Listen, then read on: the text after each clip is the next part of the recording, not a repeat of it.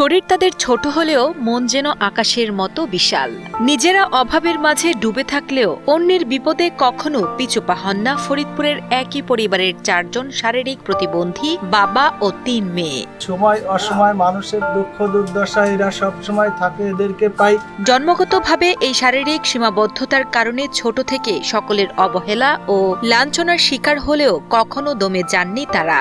বড় মেয়ে রূপা LMF পাশ করে নিয়েছেন পৈতৃক ফার্মেসির দায়িত্ব।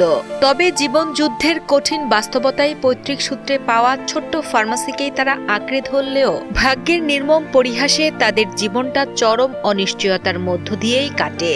আর্থিক সংকটের কারণেই কিনতে পারেন না দোকানের পর্যাপ্ত ওষুধ, ফলে করতে পারেন না তেমন উপার্জন। তাই কখনো কখনো সংসারের চুলা জ্বালাতেও হিমশিম খেতে হয় তাদের। দোকানে ওষুধ নাই, ওষুধ দিতে পারি না বিদায় মানুষ একটু কম আসে, যে হয় এতেও আমাকে ডাল ভাতের কোনো রকম ভাবে চলে। ফরিদপুরের মধুখালী উপজেলার রায়পুর ইউনিয়নের ব্রাহ্মণকান্দা এলাকার বাসিন্দা ভজন কুমার ঘোষ। তিনিও একজন খর্বাকৃতির মানুষ, যিনি দুরারোগ্য ব্যাধিতে আক্রান্ত হয়ে গত 25 থেকে 26 বছর ধরে শয্যাশায়ী। কষ্টে চলে, এই কিছু আছে, কিছু ফসল দিয়ে হয়, এই বেশি কিনে কোনো রকম সংসার চালায়। ওনার 20,000 টাকা লাগে মাসে ওষুধের দরুন। খুব কষ্টে আছে। আমার যদি মেয়ে একটু চাকরি তো সংসারটা সচ্ছল।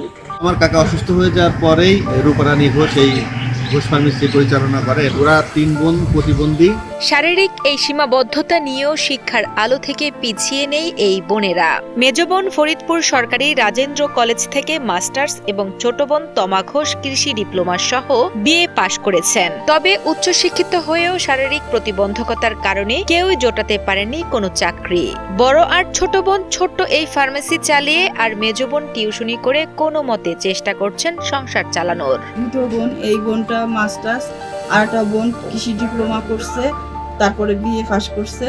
তবে এদের কোনো চাকরি নেই। সরকারের কাছে বলি যে আমার এই 2 বোনটা একটু সহযোগিতা করলে চাকরি দিলে ভালো হয়। এখন ভবিষ্যতে যদি সরকার একটা চাকরি ব্যবস্থা করে দেয় আমার, তাহলে ভবিষ্যতে আরো একটু আমার ভালো হয়। শারীরিক প্রতিবন্ধী এই পরিবারটির এত কষ্ট দেখে ব্যথিত প্রতিবেশীরা। অসহায় এই পরিবারটি যেন একটু সচ্ছলভাবে চলতে পারেন, সেজন্য সরকার সহ সমাজের বিত্তবান ও দানবীর মানুষদের পরিবারটির পাশে দাঁড়ানোর আহ্বান জানান তারা।